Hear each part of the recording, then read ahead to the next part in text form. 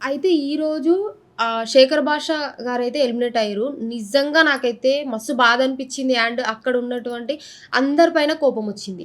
ఎందుకు అంటే ఫస్టు వీక్‌లో అసలు బేబక్క గాని, శేఖర్ భాష అన్న గాని వీళ్ళిద్దరూ కామెడీ పర్సన్స్. సో, శేఖర్ భాష అన్న మనం ఏ పదం ఇచ్చినా దాన్ని కామెడీ చేసేసి అందరిని అక్కడ ఉన్నటువంటి వాళ్ళను మస్తు నవ్విపిస్తాడు. ఫస్ట్ ఆఫ్ ఆల్ నాకైతే అసలక్కడ బంతిపూల దండలు తెచ్చిర్రు గదా! ఆ దండలు తెచ్చినప్పుడు ఎవరు హౌస్‌లో ఉండాలనుకుంటుర్రు, ఎవరు ఎలిమినేట్ అయితే బావుంటదనుకుంటారన్నప్పుడు అసలు నిజంగా అందరూ ఆదిత్య ఓం గారికే దండలేసేస్తుర్రు. నాకు నిజం చెప్తున్నా హార్ట్‌ఫుల్‌గా నాకైతే మస్తు బాధనిపిచ్చింది. అండ్ ఇగ కళ్ళపొడితి నీళ్ళైతే తిరిగినాయి. అసలు ఆదిత్య ఓం గారితోనో, అలాగే శేఖర్ భాష గారితోనో పోల్చుకుంటే, శేఖర్ భాష గారే అసలు నిజంగా మంచిగా ఉన్నాడసలు హౌస్‌లో. కానీ ఆదిత్య ఓం గారిని ఎందుకు హౌస్‌లో ఉండాలనుకుంటున్నాడనేసి నాకైతే ఏం అర్థం కాలేదు. ఇదంతా అసలు ఏదో గ్యామ్లింగ్ జరిగినట్టుగా నాకనిపిచ్చింది. సో, ఇలా కాకుండా ఓటింగ్ అనేది జెన్యూన్‌గా ఎయ్యండి ఫస్ట్ ఆఫ్ ఆల్. ఇలా జెన్యూన్‌గా ఏస్తేనే బావుంటది తప్ప, సో, ఇట్లా ఏసేసి ఏదో మనసులో పెట్టుకొని అసలు నిజంగా నాకు ఫైనల్ వరకి ఒక దండ గూడా పడకునింటే నేను ఏడ్చేదాన్నేమో. ఎందుకు నాకంత బాధనిపిచ్చింది. సో, శేఖర్ భాష అన్న నాకు అంతకు ముందు వరకు గూడా తెలవదు. రీసెంట్‌గానే ఈ ఆహ్, హ్మ్, లావణ్య అలాగే వీళ్ళ ఇష్యూలోనే నాకు తెలుసు. కానీ ఎందుకో అన్న మాట్లాడే ప్రతి మాట గూడా జెన్యూన్‌గా ఉంటది. పర్ఫెక్ట్‌గా ఉంటది. సో, అట్లాంటి వ్యక్తి ఇంత తొందర ఎలిమినేట్ అవ్వకుండా ఉండాల్సిండే అనిపిచ్చింది. సో, నాకు బాగా కోపమొచ్చింది.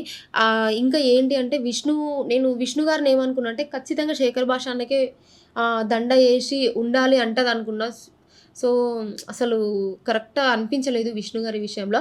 సో, సీత గారైతే ఇంక నేను ఫ్యాన్ అయిపోయినా. ఎందుకంటే కరెక్ట్‌గా చేసింది. అలాగే శేఖర్ భాష గారు ఎలిమినేట్ అయినప్పుడు గూడా సీత గారు ఏడ్చిండ్రు గదా! నిజంగా అసలు చాలా నాకు కళ్ళకి నీళ్ళొచ్చినాయనమాట. ఎలిమినేషన్ అనేది సో, నచ్చిన వ్యక్తి, నచ్చిన సీరియల్‌లో ఉన్న యాక్టరు, లేకపోతే నచ్చిన సినిమాలో ఉన్న యాక్టర్ ఈ విధంగా జూడకుండా అసలు హౌస్‌లో ఎవరు జెన్యూన్‌గా ఉంటుర్రు, ఎవరు బాగా ఆడుతుర్రు.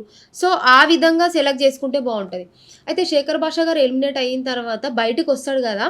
బయటికొచ్చిన తర్వాత నీకు ఆహ్, నచ్చిన వ్యక్తులు ముగ్గురు చెప్పండి. ఫేక్ అనిపించిన వాళ్ళే ఒక ముగ్గురు చెప్పండన్నప్పుడు అందులో ఇద్దరు పేర్లయితే పెట్టిండు ఫేక్ అనిపించిన. సోనియా అండ్ మణికంఠ. అసలు డిట్టు నా మనసులో ఏముందో అవే పాయింట్స్ చెప్పిండు శేఖర్ భాష అన్న గూడా. నాకు సోనియాని చూస్తే ఏమనిపించిందంటే ఫస్టు ఆమె లోపలికి ఎళ్ళేటప్పుడు డాన్స్ చేసుకుంటూ ఎళ్తారు గదా! అప్పుడు ఎళ్ళినప్పుడు అబ్బా! ఎంత బావుంది స్మైల్. సో, చాలా మంచి పర్సన్ లాగుంది అని నాకనిపించింది. సో, అక్కడికి పోయిన తర్వాత నవ్వు నిజంగా అసలెంత బాధున్నా ఆమె నవ్వు చూడగానే కొంచెం కూల్ అయ్యేటట్టు అనిపిస్తది. కానీ ఎలిమినేషన్ చేసేటప్పుడు ఈ ఓవర్ మాటలు, అసలు ఒక మనిషి బాధపడుతుండా, లేకపోతే ఏందనేది పట్టించుకోకుండా అసలు మాట్లాడుతది చూడు అది మాత్రం చిరాకనిపించింది. అసలు శేఖర్ భాష అన్న చెప్పినట్టుగా సోనియా లోపల 2 ఫేస్‌లున్నాయి. సో, ఆమె అసలు నటిస్తూ ఆడుతుంది. ఇంకొకటి మణికంఠ అన్న గురించి గూడా అసలు చెప్పింది కరెక్ట్ పాయింట్స్ అసలు. స్ట్రాటజీ ప్లే చేస్తుండు, ఎమోషన్ డ్రామా ఆడుతుండని జెప్పిండ్రు గదా! అది గూడా నిజమే. అంటే ఫస్ట్ వీక్ మొత్తంలో ఏమనుకున్నానంటే సో, మదర్ సెంటిమెంట్, సో, నా వైఫ్ కావాలి సో, అది ఓకే. అది నిజమే కావచ్చు. కానీ దాని ద్వారానే ఓట్లు సంపాదించుకోవాలనుకోవడం, అలాగే దాని ద్వారానే విన్ అవ్వాలనుకోవడం అనేది కరెక్ట్ కాదు. 7 సీజన్‌లో గూడా పల్లవి ప్రశాంత్ గారు అలాగే చేశారు. 100% అట్లా ఓట్లేసి అంతా ఆగమాగమై బయట ఏమైతుందనేది అందరికీ తెలుసు. సో, పల్లవి ప్రశాంత్ గారు ఏ విధంగా అయితే ఎమోషనల్ డ్రామా ఆడిండో, సో, ఇక్కడ గూడా మణికంఠ అన్న అదే ఎమోషనల్ డ్రామా ఆడుతుండు.